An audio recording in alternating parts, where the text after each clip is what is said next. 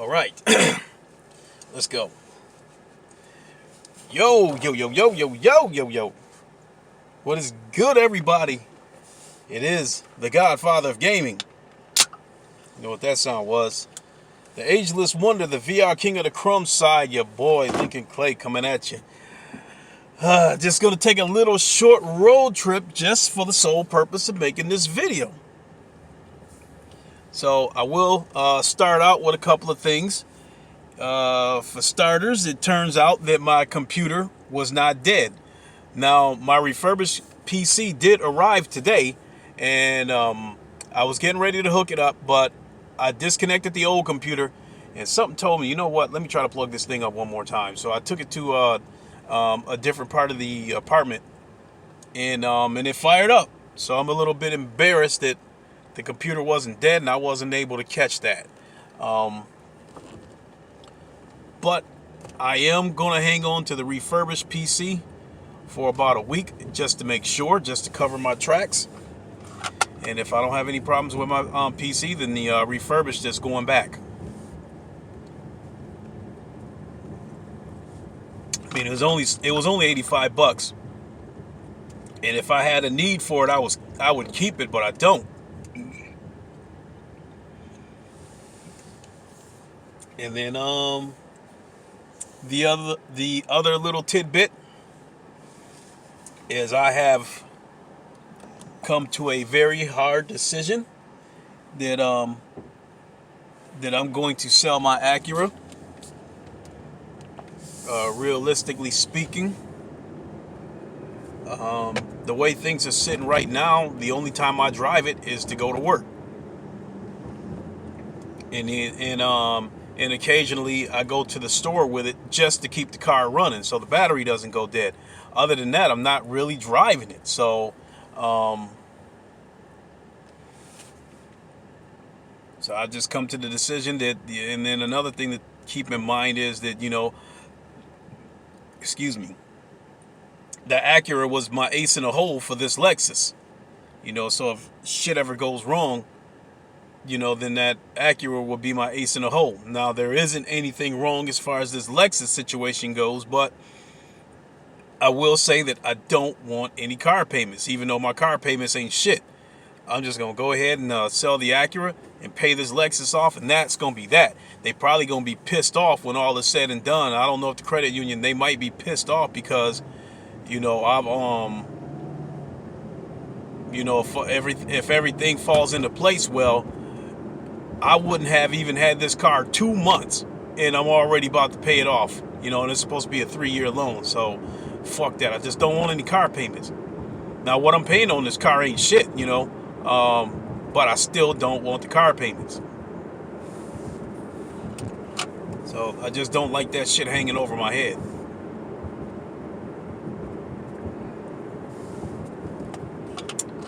So now that we got those two little tidbits out of the way, let's talk about state of play. Bottom line, getting down to it, I don't think it was good. My original thought was to say that it was trash, that I still think it might have been the worst one that we've ever seen, because they did show some games that just like one of the games, Humanity, it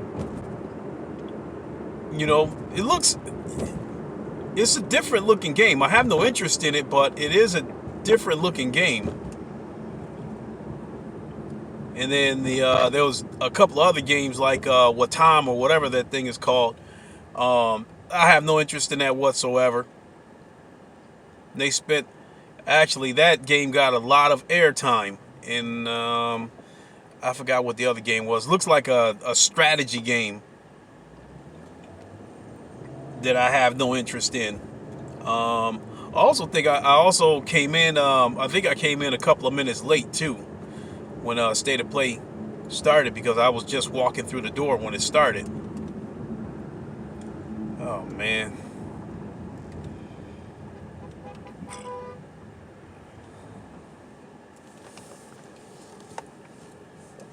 Here, let me get around these cars.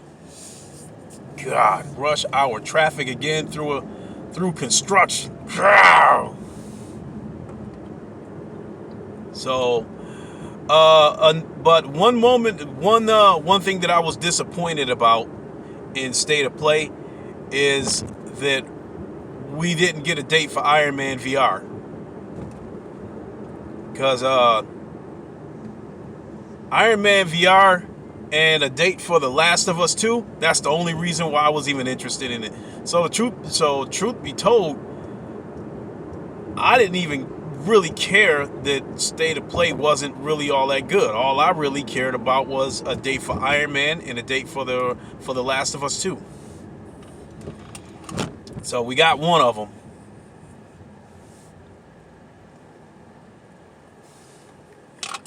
On the VR part of it, LA Noire is coming to is out right now on PlayStation VR. I mean, that's a good thing, but I think it's been out on PC for about a year. So if I was interested in it, I would have bought it on PC. That's not the bad mouth Sony. I mean, because when LA Noire first came to PC, you know, I was like a little bit jealous because I was like, damn, you know, why ain't this shit coming to PlayStation VR? But it's here now, so that's cool.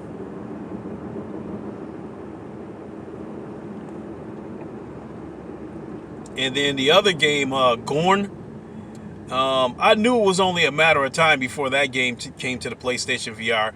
I have it on PC. It's actually a fun game. I've done a stream on it before. The only thing is that the game is coming, I think, sometime in 2020. You know, it's a cartoon game that I would like to think that the PlayStation VR shouldn't have any problems running.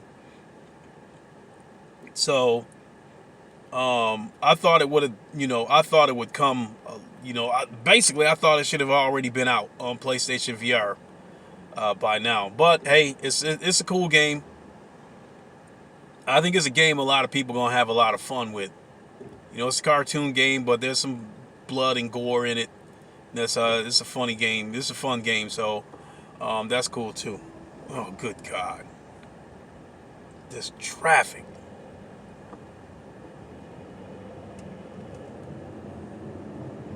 I'm going to have to get off this street.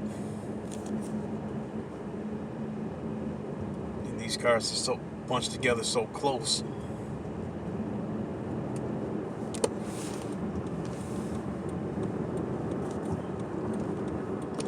Alright.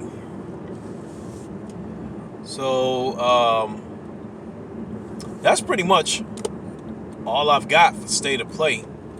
I mean, it wasn't very long, so I'm not going to, if I continue to talk about it at this point, I'm just dragging shit out. So, oh, but there was a couple of things I did. I forgot to say. They showed MLB The Show. And it was like MLB The Show 19. I said, what the fuck are they doing? Showing a game that came out back at the end of March. And then when they said it was a PlayStation Plus game, I was like, whoa. I was like, good move, Sony. Good move. I think that was an excellent move. Along with The Last of Us, letting that be a PlayStation Plus game, free game, another excellent move. And The Last of Us, for those who haven't played it, it is a great story. And the game has replay value because of the multiplayer. And I really like the multiplayer. Once in a great while, I'll dive back into it. I would play it more if I wasn't so deep into VR, but that's a great move on Sony's part. Two great games. And then with MLB The Show, I think MLB The Show is arguably the best looking sports game out there. The Maddens and the 2Ks look good, but I definitely think not only is MLB The Show, arguably the best looking sports game out there. They pay a lot of attention to detail. So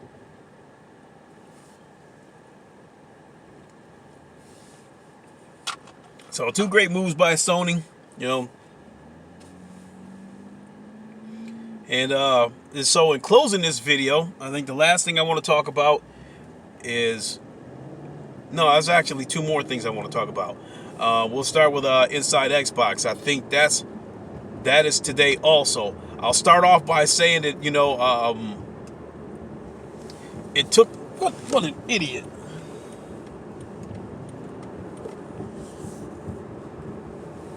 My God, how is it that I'm stuck in a town full of idiots? Okay, so my first thought when I found out that Inside Xbox was going to be on the same day is State of Play. The first thing hit my head was that, you know, Microsoft's trying to fight fire with fire, because you remember they did that Inside Xbox, and any hype or any anticipation for that Inside Xbox was taken away from that Mark Cerny interview when he, you know, talked a little bit about the PS5. You know, that pretty much killed Inside Xbox that day. So I think Microsoft was trying the same thing today. I think they was trying to disrupt State of Play.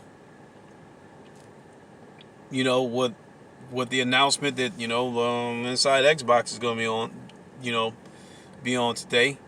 I expect the show to be trash as usual. I have no interest in watching it. But I will try to watch it. If we get 5 minutes into the show and it's trash, I will switch it off. The only reason why I'm even going to attempt to watch it is, you know, to see whether it was worse than State of Play. Because on a scale of 1 to 10, I give that State of Play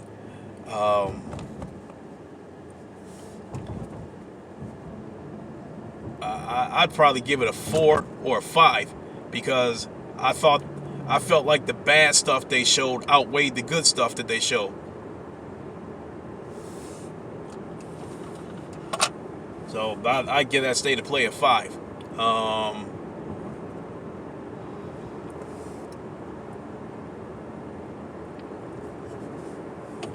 So as far as Inside Xbox, or Inside Trash as I like to call it, I'm not expecting a good show, but again, I will take a quick look at it and go from there. If they actually surprise me with a good show, then I'll come back and talk about it, and I'll give them credit for it. If it turns out to be trash, it'll be business as usual, so I'm not going to waste my time talking about it. And lastly, tomorrow and Thursday we have Oculus Connect 6. And I don't know what they have planned. You know, I've seen, you know, there's videos out there of people speculating what, you know, what's going to be on display and what Oculus is going to talk about. One of the things that people have speculated about is that Oculus will probably give us a little bit of an update on the Oculus Quest in terms of how well it's doing, because it is doing pretty good. So I'm curious to see if they'll give us numbers. I'm curious to see, you know, whether they're happy with it or not. I mean, even if sales were floundering, they would probably lie about it anyway and say it's off to a great start or whatever. But I'm still curious about that part. And I'm hoping that we get a date for Lone Echo 2. I mean, the first time that I saw that trailer for Lone Echo 2, which is actually pretty cool, because you can watch that trailer in virtual reality. Actually, the trailer, you're Jack in that trailer. And doggone it, I forgot the woman's name that's on the space station with you. But she comes and basically, you know, seeing that you reactivate it and whatever, and I'll leave it at that. But I think at the end of that trailer, I think it said like 2019, and we're nearing the end of the year. And something in my gut is telling me we're not going to get it until sometime next year. I hope that I'm wrong, but we'll see. So I'm looking for a date for Lone Echo 2, and I'm looking for a date for Asgard's Wrath. So those are two of the Oculus exclusives that I'm looking forward to.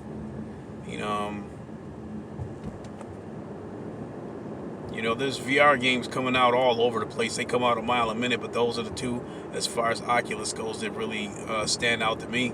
Well, you know what? I just thought about something. I think people were talking about it, today over the internet or whatever, that with Inside Xbox, some people are hoping or thinking they might get some kind of Splinter Cell announcement.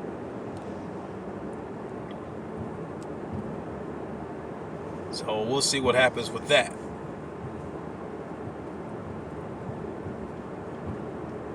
And I think that is all I got. So just want to let everybody know that it appears tonight that we will have the Roundtable podcast tonight at 9 p.m. Eastern. I will be there. And definitely catch us there when I'm on the Roundtable. You know how it is with the Roundtable. I'm a little bit professional on my own channel during my own podcast. I don't swear a lot, but you know how loose we get over there with the Roundtable. So I don't know. I might get a little loose with the language over there every now and then. It's all right. It's all right to let it out. So check us out on the Roundtable tonight at 9 p.m. And now that my computer's issue seems to have been resolved, I think I'll do a podcast. I'll do one before the weekend, I can say that. But it's going to be on Twitch naturally. So keep your eyes open for that. With that, I am going to go ahead and wrap it up, do a U-turn, get ready to head back to the cave. Let me see here, it's 5:49 Eastern. Go home, eat, maybe slip in some VR before we do the Roundtable. That's gonna do it for me, y'all. I will catch y'all later. Doses.